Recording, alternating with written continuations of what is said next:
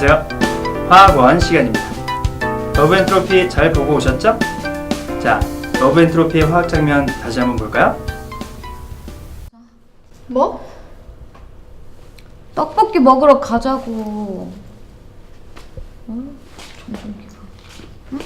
떡볶이 먹으러 가자고. 아, 춥다. 시베리아 고기압의 영향인가? 아깐 미안. 미안하지? 나 상처받았다. 그리고 나 주기율표랑 유전 파트 부분 물어볼 거 많으니까 집에 일찍 갈 생각하지 마라. 알겠어. 자, 오늘은 주기율과 주기율표에 대해서 공부해 볼 건데요. 자, 주기율과 주기율표는 여러분들이 화학을 하는 데 있어서 가장 중요하다고 이야기해도 과언이 아닐 것입니다. 그러니까 확실히 알아둬야겠죠? 자, 그럼 지금부터 선생님과 함께 시작해 볼까요? 자, 주기율에 대해서 공부해 볼 건데요. 자, 원소를 원자번호 순으로 나열하면 성질이 비슷한 원소가 주기적으로 나타나는데 이를 주기율이라고 한다. 주기적으로 나타내는 성질을 이야기하는 것이죠. 자, 원자의 성질을 나타내는 건 원자과 전자죠. 자, 이렇게 원자의 성질을 나타내는 원자과 전자의 수가 주기적으로 변하기 때문에 주기율이라는 것이 나타납니다.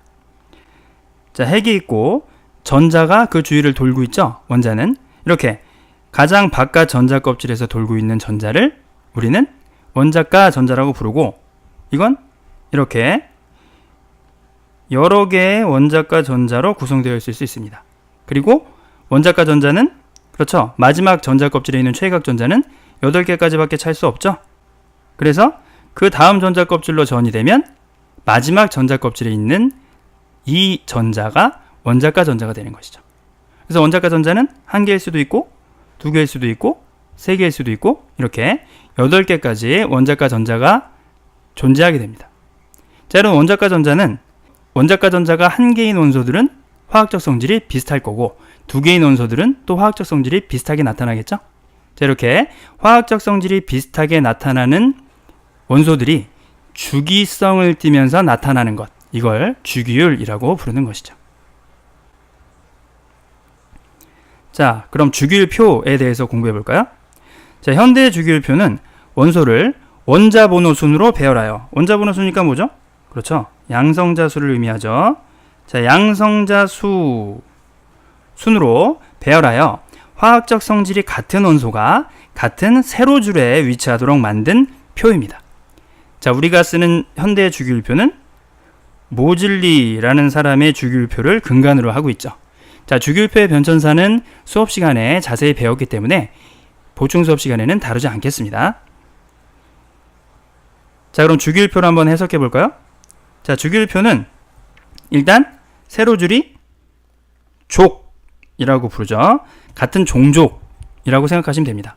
화학적 성질이 비슷한 친구들을 모아놓은 것이죠. 즉, 족은 원자과 전자수가 같다라고 생각하시면 됩니다. 그래서 화학적 성질이 같은이라고 여러분들이 아시면 되죠. 그러니까 족이 굉장히 중요한 거죠. 주기는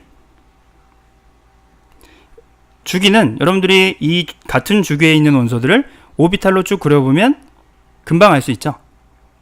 자, 같은 주기에 있는 원소들은 전자 껍질 수가 같은 원소입니다. 자, 이건 나중에 한번 그려보세요. 자, 그래서 주기보다는 같은 족 원소가 더 중요하다라고도 할 수 있습니다. 그래서 1족 원소는 원자과 전자수가 하나, 2족 원소는 2개, 13족 원소는 3개, 14족 원소는 4개, 이런 식으로 나가는 것이죠. 18족 원소는 원자과 전자가 0개라고 표현합니다. 왜냐하면 원자과 전자는 그렇죠, 원자가 가용할 수 있는, 쓸 수 있는 전자를 의미하기 때문에 18족 원소는 이미 꽉 차 있죠. 최외각 전자가 8개로 안정한 상태이기 때문에 받거나 버리지 않아요. 그러니까 가용할 전자가 없다라고 이야기합니다. 그래서 18쪽의 원자과 전자는 0개입니다.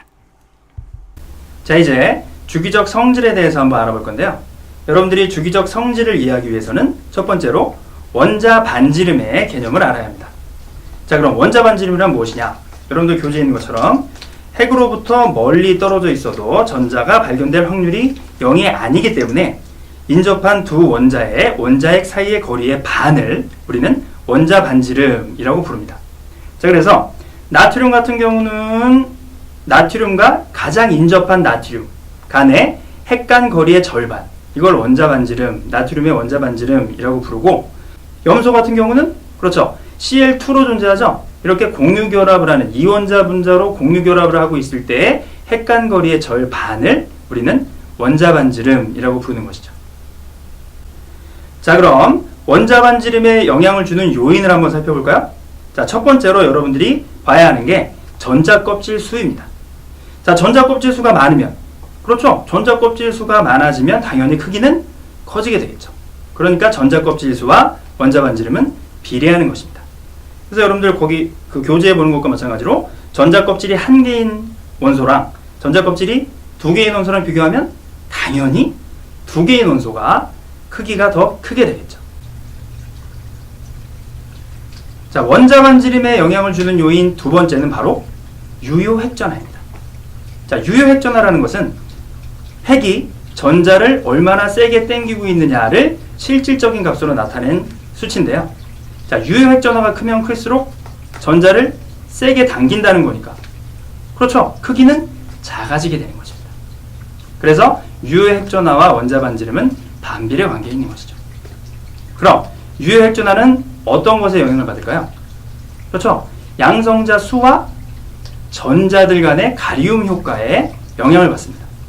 그러니까 여러분들이 유효 핵전하와 원자 반지름을 이야기할 때는 첫 번째로 봐야 할 것이 바로 양성자 수입니다. 자, 양성자 수가 많으면 많을수록, 지금 여러분들 교재에 보는 것처럼 하나는 10이고 하나는 3이죠. 전자 껍질 수가 같을 때, 자, 전자 껍질 수가 같을 때라는 전제 조건이 붙습니다. 전자 껍질 수가 같을 때 양성자 수가 많으면 많을수록, 그렇죠, 자기 쪽으로 당기는 힘이 강하겠죠. 자기 쪽으로 당기는 힘이 강하니까 크기는 작아지게 되는 것이죠. 그래서 양성자 수가 많은 플러스 10짜리가 플러스 3짜리보다 더 크기가 크게 되는 것입니다. 아시겠죠? 자, 다음으로 원자 반지름에 영향을 주는 요인 유효 핵전하편 마지막은, 그렇죠, 전자수입니다.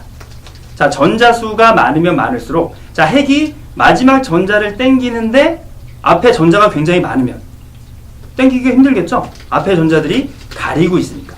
자, 이걸 가리움 효과라고 부르는데요.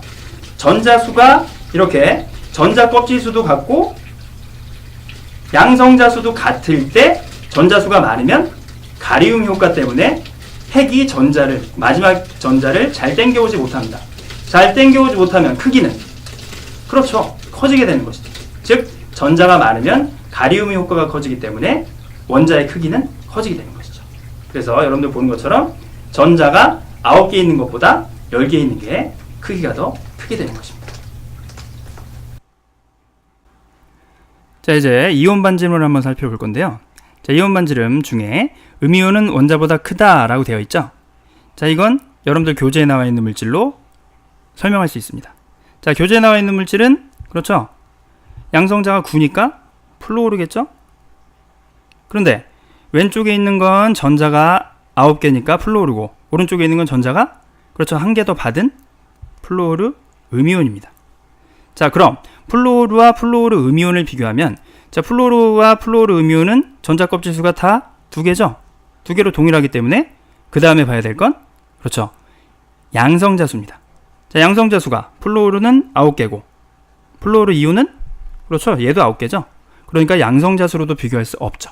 그럼 마지막, 유효 핵전하를 판단하는 마지막인, 그렇죠, 전자수를 보면 알 수 있죠. 자, 전자가 많으면 많을수록, 그렇죠, 가리움 효과가 커지기 때문에 크기는 커지게 되는 것이죠. 자, 2개를 비교하면 F는 9개고 F-는 10개죠, 전자가. 자, 9개와 10개. 자, F-가 전자가 10개로도 많기 때문에 가리움 효과가 더 많이 일어나서 크기가 더 커지게 되는 것입니다. 자, 다음 양이온이죠. 자, 양이온은, 자, 왼쪽 건 나트륨이고 오른쪽 건 나트륨 플러스 1가 이온입니다. 이건 보기만 해도 확연히 알겠죠? 자, 나트륨이 전자 한 개를 버리면서 Na 플러스가 됐기 때문에 최외곽 전자가 한 개인 나트륨이 전자 한 개를 버린 거니까 마지막 전자 껍질이 사라지게 되죠. 자, 전자 껍질이 사라지면서 크기는 감소하게 됩니다. 즉, 나트륨과 나트륨 이온, Na 플러스 이온을 비교하면 당연히 원자인 나트륨이 Na 플러스보다 더 크기가 큰 것이죠. 자, 여러분들 잘 보고 오셨나요? 자, 원자 반지름이라는 것은 여러분들이 앞으로 배울 주기적 성질에서 굉장히 중요한 부분을 차지하고 있습니다. 그러니까 반드시 알고 넘어가야겠죠? 그럼 다음 시간에 만나요.